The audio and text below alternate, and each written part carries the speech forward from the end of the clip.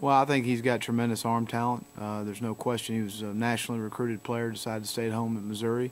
And, you know, the thing you see is he can make all the throws vertically, intermediate, put touch on the ball, zip the ball in when he has to. He can really spin it. So we'll have our work cut out for us. I think that they're, you know, obviously an offense that creates one-on-one situations, create a lot of space plays. We got to tackle well in space. We got to dominate the line up front and affect the quarterback in the game. You got to make it a one-dimensional game, get them out of the running game, and put the ball in the air as much as possible. Obviously, the last 2 weeks his ankle's been a little bit. Yeah. Does that change how you guys do certain things when you know he's not as mobile? Or well, I look at it from the standpoint of as you get into the game, you can't predict on how a guy's ankle is going to be until you get to the game, and then you get a feel for how much maybe gun run situations they're going to put him in, and so you prepare for those situations, but you don't wholesale change your plan based on, well, he may or may not be healthy.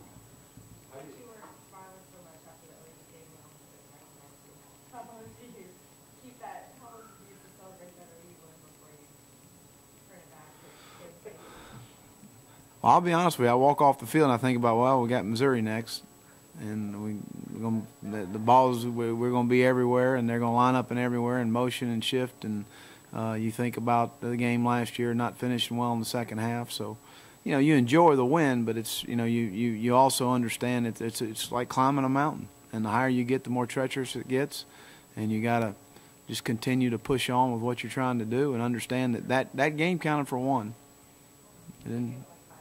I mean, well, I wouldn't say 5, but I mean, you know, you enjoy the win and you get out of the locker room and you kind of start refocusing on what the task at hand is the next one.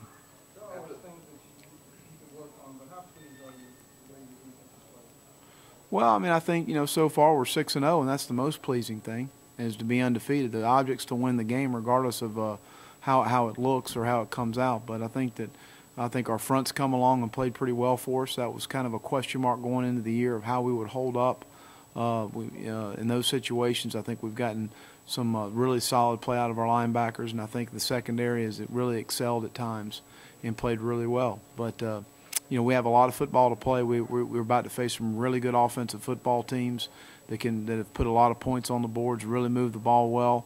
So we've got our opportunities in front of us, and we look forward to them.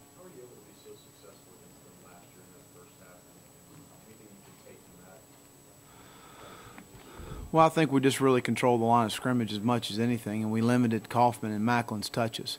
I mean, that was the thing you go back to. We affected the quarterback, controlled the line of scrimmage, and we took away their playmakers outside. In the second half, we didn't do as good, as effective a job of that, and I think a little of that had to do with not wanting to give up a big play, not give up a big chunk yardage, which we really didn't the entire game. We didn't give up a lot of big plays. We made them earn the ball down the field. And you know, Chase Daniel was a very accurate quarterback, and he made some nice throws in some situations and some tight throws. We weren't as successful on third down in the second half last year as we were in the first half, so that was obviously a key as well.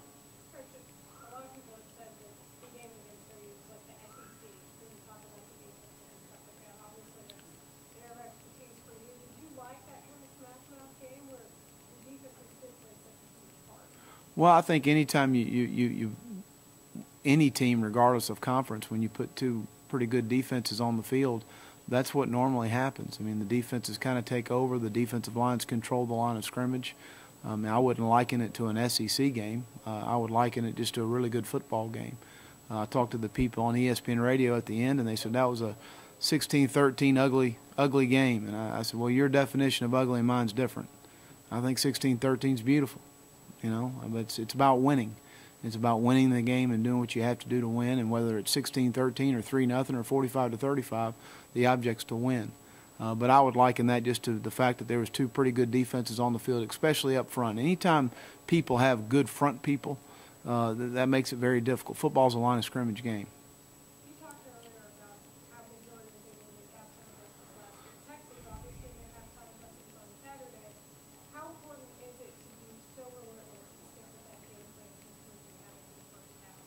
Well, I think, you know, you take calculated risk based on the game situation. And I think when you're up 35-3 at halftime, the worst thing you can do is give up a cheap play and get them closer, get them momentum.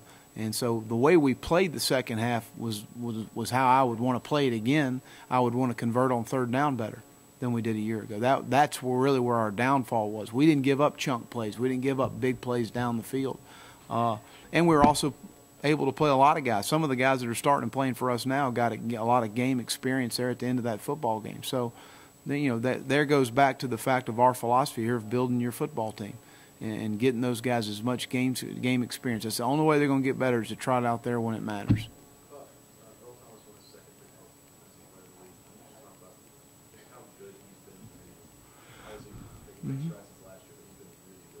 Well, he played very well as a freshman, and I think that the game has slowed down for him a little bit from the standpoint of formation recognition, backfield sets, receiver splits. I mean, those are the little things that you're able now to compute a little bit more that maybe last year we were just worried about getting lined up on the right side. So that's what's changed for him.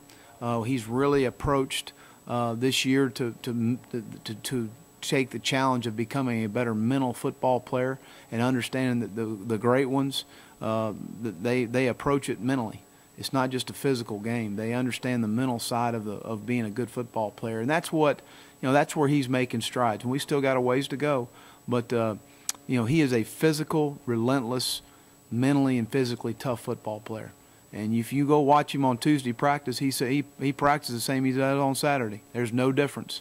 And he is an absolute dream to coach from that standpoint of a guy that's just going to lay his body on the barbed wire.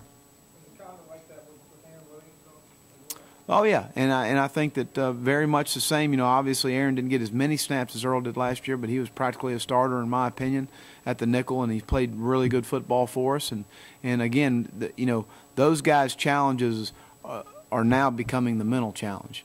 I mean, take the next step as a football player, watch more film, study splits, formation recognition, backfield sets. I mean, take the next step as a player, and that's what those guys need to challenge themselves to do. Yeah.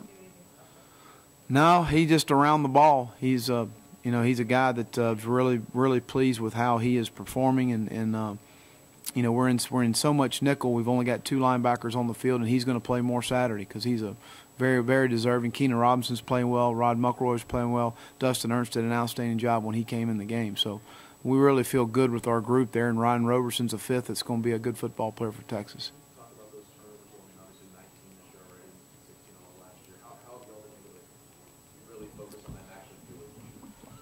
I think more than anything, it's more of the reaction of the players as opposed to last year. We're probably doing a little too much thinking from the standpoint of new scheme, new system, new terminology, playing a little faster, I think. I think we're a faster defense, but I think we're playing faster because of our recognition of reps, and all that's starting to take its toll now for them in a good way.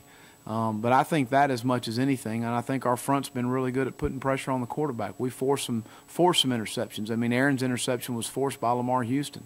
It was a great pressure on the play. And that sort of things take its toll. Earl makes an interception on a throw where Jones is trying to squeeze it in there. It's a tough throw, but we had gotten good pressure all game, and he probably threw it a little earlier than he wanted to. So those are things when we talk in terms of affecting the quarterback. That's what we're talking about.